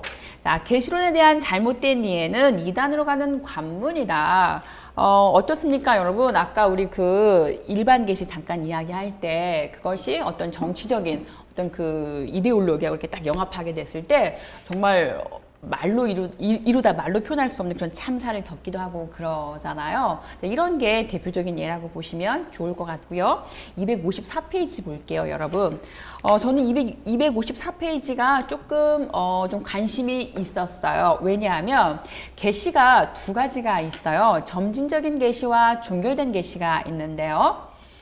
점진적인 계시를 주장하는 사람은 트릴치하고 틸리히예요. 그 다음에 이 종결된 계시를 주장하는 사람은 거기 보시면 255페이지 맨 위에 있어요. 쿨만, 리들보스, 차른트가 있는데 점진적인 계시랑 종결된 계시가 뭐냐 한번 생각을 해볼게요, 여러분. 종결된 계시, 이건 말 그대로 계시가 뭐 했다는 거예요. 특별 계시가 이미 끝났어. 더 이상 지금 현재 일어나거나 그러진 않는 거야. 이런 의미로 해석이 돼요. 그러면 이제 점진적인 계시가 딱 이제 궁금해지시는 거죠. 우리가 점진적이다라고 하는 것은 왠지 느낌상 뭔가 이렇게 차근차근해서 계속해서 진행되어 가고 있는 그런 느낌이잖아요. 그렇죠? 자, 그러면 이렇게 말할 수 있을 것 같아요. 계시가 지금도 계속 일어나고 있는 거냐? 드러나고 있는 거냐? 아니면 계시는 이미 끝난 거냐? 이 둘 사이의 논쟁인 것 같아요. 어떤가요? 네, 그렇습니다. 네네. 그러면 자, 점진적인 계시, 지금도 계시가 일어나고 있어 라고 하는 근거는 뭐가 있어요? 왜 이런 걸 주장해요? 저한테 질문하시는 네네. 그러니까 이제 점진적 계시를 주장하는 사람들의 생각은 네.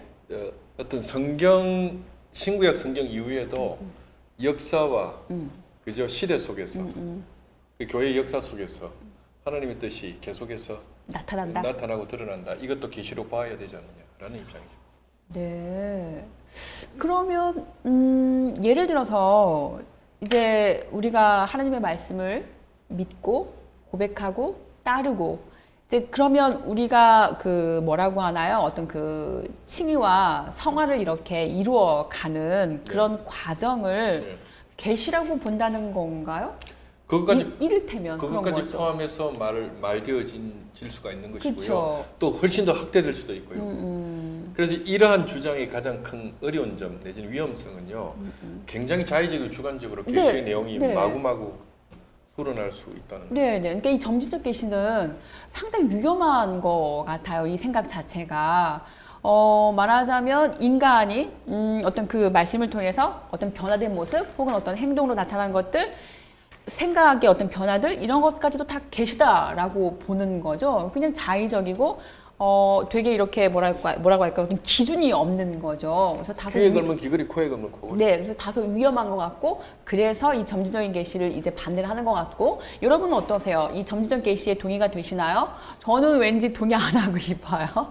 자, 그러면 이제 종결된 계시야 한번 볼게요. 우리 책이 255페이지인데요. 어디를 보시냐면 첫 번째 패러그래프에서 다섯 번째 줄 올라가 볼게요.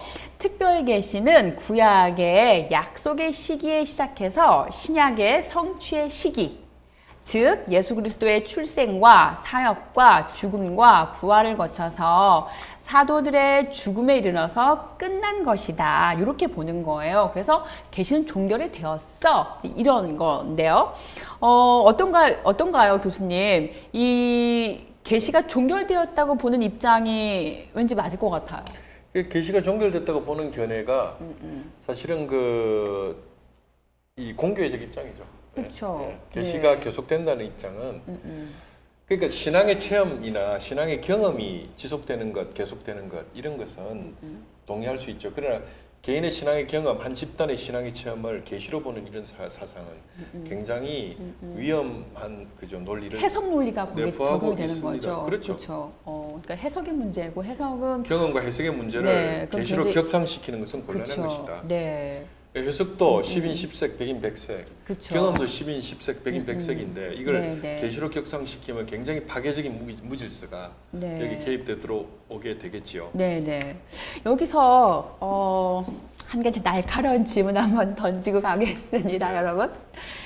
이 점진적인 계시에서 이 계시가 과거로부터 오늘날 현재까지도 계속해서 쭉 이렇게 일어나고 있어, 드러나고 있어라고 해석할 수도 있겠지만 마치 하나의 진화론적인 입장에서 네. 계시의 내용이나 어떤 그 강도 혹은 어떤 그 무게감 이런 것들이 조금 더 이렇게 더 확장되어 간다는 의미에서 이 점진적이다라는 표현을 쓸 수 있지 않나요? 이제 그 방금 진화론 말씀을 하셨는데 네. 이게 이제 좀 진화론에 대한 토론도 조금 구분할 필요가 있습니다. 이 생물학이나 과학에서의 진화론의 토론은 여기서 일단은 개입하지 않겠습니다. 네, 이건 네. 뭐 다른 영역에서 네, 네. 발생하는 아규먼트이기 때문에 그렇습니다. 그러나 이것은 이제 진화론적 사고를 신학적, 철학적, 정치 사회학적 맥락으로 정치학적 논리로 끌고 들어오면은 네. 상당히 이것은 역사적으로 굉장히 위험한 논리가 사실 개입돼 들어왔던 거지요. 그러니까 이게 나치들이 사실은 나치가 진화론적인 논리를 정치 철학적으로 사용했던 대표적인 예입니다. 그리고 사회학적으로도 진화론적 논리를 사용했지요.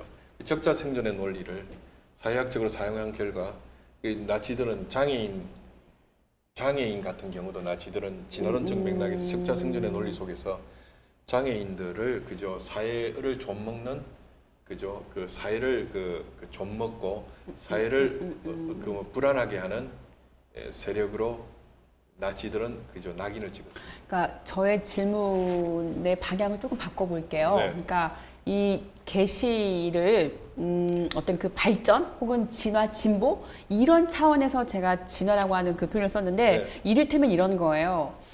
인간의 어떤 그 지적 수준이라든가 이성의 어떤 능력이라든가 혹은 어떤 그 지식의 양이라든가 이런 축적된 양들이 과거에 비해서 점점 더 많아지고 네, 있잖아요. 네, 네. 그러면 아까 그 계시라고 하는 것이 인간의 이성을 통해서 자연을 통해서 드러난다라고 할 때 인간의 이성이 발전하면 그만큼 어떤 역량, 어떤 그 용량 이런 것들이 증가할 거고 네. 그런다고 보면 인간이 이성을 통해서 알아낼 수 있는 혹은 알아질 수 있는 그런 것들이 그 더 많아지지 않겠느냐 이제 이런 의미에서 제가 발전의 개념에서 진화를 쓴 것인데 가능하지 않나요?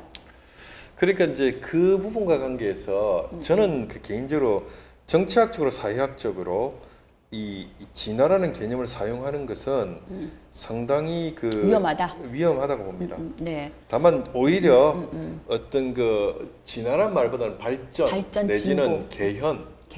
개현 어떤 그 개현되어져 나온다고 그 씨앗으로부터 꽃의 줄기와 그 뿌리가 내리고 줄기가 나서 꽃을 개현해내듯이 개현이나 발전이라는 개념이 보다 나은 개념이고 네. 정치학적으로 사회학적으로 계시라는 그 진화라는 개념을 무분별하게 사용하는 것은 굉장히 그것은 위험한 논리라고 저는 네. 봐요. 그럼 그 용어를 이제 구분할게요. 진화 대신에 발전. 그러면 이제 질문은 그럼 계시가 발전할 수 있느냐 이렇게 될 텐데 가능한가요? 계시가 발전된다기보다는 인간의 지식과 어떤 지식의 양이 늘어나고 인간의 어떤 이성이 그런 의미에서 발전함으로써 오히려 조금 정확하게 표현한다면 해석의 역량은 커질 수 있겠죠. 그러니까 계시의 내용은 변함이 없는데 다만 인간의 어떤 그 용량이 혹은 이성의 어떤 그 기능이 조금 더 이렇게 커져서 좀 더 이렇게 넓게 볼 수 있는 그런 이야기군요. 그 계시에 대한 해석의 역량은 분명히 해석 그죠 역량. 확장될 수 있다고 생각합니다. 네. 근데 그것을 뭐 진화라는 맥락에서 본다는 것은 하여튼 정치학적으로 사회학적으로 진화의 논리를 끌어들이는 것은 굉장히 위험하다. 네. 제가 독일에서 학위 논문을 쓸 때에 네. 제가 이런 표현을 논문에 쓴 적이 있습니다. 우리 인간은 삼위일체 하나님의 형상을 닮아 있는 존재로 창조되었기 때문에 우리 인간 속에 삼위일체 하나님의 DNA가 있다라는 네. 표현을 썼더니 우리 지도 교수가 그것을 빨간 줄로 쫙 그어가지고 이런 식의 생물학적이고 진화론적인 논리를 철학적, 신학적, 끌어오는 거. 사회학적으로 사용할 때는 지극히 위험한 것이니까 조심해서 써야 된다고 이런 표현은 가능한 한 쓰지 말라고 그러더라고요. 네. 근데 저는 동의합니다. 네, 네. 아주 그 부분은 잘 숙고하고 조심스럽게 네, 네. 봐야 한다. 예. 네.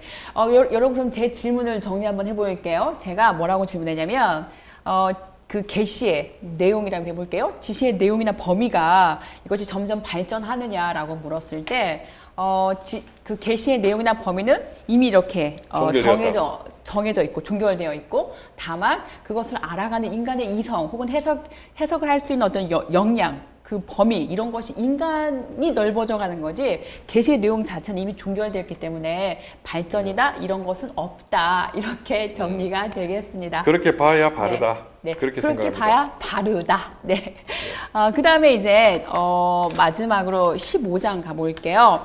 저희가 지금 8분 남겨놓고 있는데요, 여러분. 8분 동안에 다 할 수 있을까 좀 걱정되시죠? 맞춰볼게요. 네. 어디를 보시냐면 여러분 자 15장 페이지는요 281페이지부터 다루고 있고요. 특별계시와 성경의 관계예요. 거기서 그 소제목을 보시면 하나님의 계시는 잠정적이지만 그 기록으로서의 성경은 항구적이다 이렇게 표현하고 있는데 그러면 여러분 여기서 지금 궁금한 게 두 개죠. 하나가 잠정적인데 항구적이야. 자 이것만 해결하면 우리가 좀 뭔가 클리어할 것 같죠? 확인하고 넘어가 볼게요. 자 계시가 잠정적이다 이건 무슨 말인가요? 시간과 더불어 흘러 지나가는 거예요. 계시가 흘러 지나간다? 하나님께서 네. 아브라함에게 예를 들어 말씀하신 것은 시간 속에서 지나가 버린 사태 아닙니까? 네. 그 모든 우리 인간의 행동과 언행은 그저 시간 속에서 그렇죠. 과거에 지나가는 이루어버린 것이니까요. 거죠. 그런 네. 의미에서 그게 하나님의 계시라고 할지라도 그런 의미에서는 네. 하나님의 행동과 행위가 시간과 공간 속에서 인간의 관계 속에서 드러나는 게 계시라면 이것은 시간 관계 지나가 버리는 것이기 때문에 그런 의미에서 잠정적인 것이죠. 항구적이지 않다. 네. 그러니까 항구적이라고 하는 건 변함없다. 지속성을 말한 지속적이다 이런 얘기인가요? 그러니까 변함없다. 그 사건과 사태와 내용이 지속적으로 변함없이 계속 항존하는 유지된다. 것이죠. 항존하는 것이죠. 네. 그러니까 말하자면 어떤 시간성의 의미를 투입하면 되겠네요. 시간의 흐름 속에서 네. 그러니까 시간의 지나가 흐름 속에서 버리는 지나가 버리면 잠정적인 거고. 잠정적인 그러나 성경 안에서는 그 지속적인 그리고 영원히 계속되는 그런 의미로 받으시면 될 것 같아요. 자, 그렇습니다. 넘길게요. 그 다음에 칼 마르틴 종교 비판인데요. 저는 여러분 282페이지 여기 읽으면서요. 너무 뜨끔했어요. 막, 되게 마음이 좀 이렇게 불편했어요. 그가 이 종교를 뭐라고 비판했냐면 282페이지인데요. 여기는 한번 읽고 넘어가야 될 것 같아요. 두 번째 패러그래프이고요. 칼 마르트는 초기 저서인 로마서 주석에서 인간의 노력으로 하나님께 도달해 보려고 하는 모든 시도를 종교라고 해요. 그리고 종교는 자기 기만이고 자기 속임수라고 말하고 있죠. 어떤가요, 여러분? 여러분 혹시 종교인이신가요? 저는 막 되게 부끄러웠어요. 이거 지금 나를 두고 하는 말 아닌가? 오늘날 우리 신앙인들을 다 아우러 사는 말 아닌가? 마치 거울과도 같은 이런 말이었습니다. 그래서 마음이 좀 괴로웠어요. 자, 그 다음에 넘겨볼게요. 어디를 보시냐면 여러분 283페이지인데요. 여긴 중요한 내용이라서 제가 한번 짚어야 될 것 같아요. 두 번째 패러그래프이고요. 칼 바르트의 자연계시 혹은 일반계시에 대한 이해는 극단적인 면이 있다. 제가 지적을 했었잖아요.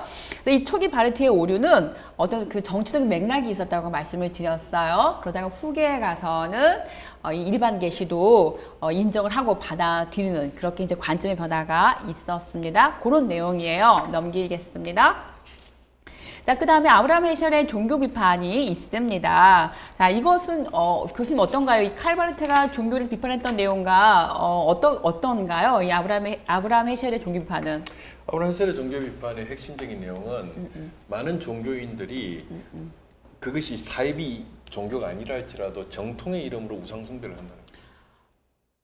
네, 정통의 이름으로 우상 숭배를 한다. 단어나 고백은 매우 정통적인데 네. 그 이면을 까보면 사실상의 우상 숭배 네. 그런 행위를 인간이 빈번하고 즐겨한다는 것입니다. 그것을 직시하지 않는 이상은 네. 하나님이 현존 앞에서 올바른 인간이 될 수 없다는 이야기를 해석이 하고 있습니다. 네. 우리가 새겨들어야 될 말인 것 같아요, 여러분. 네, 그 다음에 넘기겠습니다. 그 다음에 287페이지에서 거기 보시면 굵은 글씨 보이시죠? 성경과 특별 계시는 구분해야 하지만 분리될 수 없다. 우리 헤르만 바빙크의 그 개혁교약을 보면 특징이 하나 있어요. 계속 반복적으로 나오는 표현이 하나 있어요. 뭐죠? 이거죠. 구분은 해야 하지만 분리는 해서는 안 아니야. 된다. 계속 이렇게 말하고 있죠. 네. 그렇습니다. 구분은 가능한데 분리는 아니야. 같이 가는 거야. 이렇게 말하고 있어요. 그렇습니다. 네. 자, 넘기겠습니다. 자, 이렇게 해서 끝까지 다 와버렸어요. 세상에. 그리고 3분이 남았어요. 대단하지 않으세요, 여러분? 자, 막간을 이용해서 질문 있는지 한번 체크해 볼게요. 네, 여기 있습니다. 자, 성경이, 읽어보겠습니다.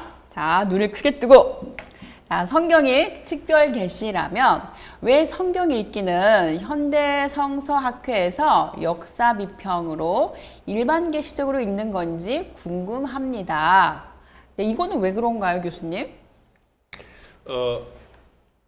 그것은 성경에 대한 다양한 해석 방법이나 비평 방법이 있지요. 그리고 우리 그것을 인정해야 됩니다. 성경은 가연적 문서가 아닙니다. 예수 그리스도께서 참 인간이고 참 하나님이시듯이 성경도 두 본성을 갖고 있는데 네. 성경은 전적으로 하나님의 말씀, 100% 하나님의 말씀이지만 100% 인간의 글입니다. 그렇죠.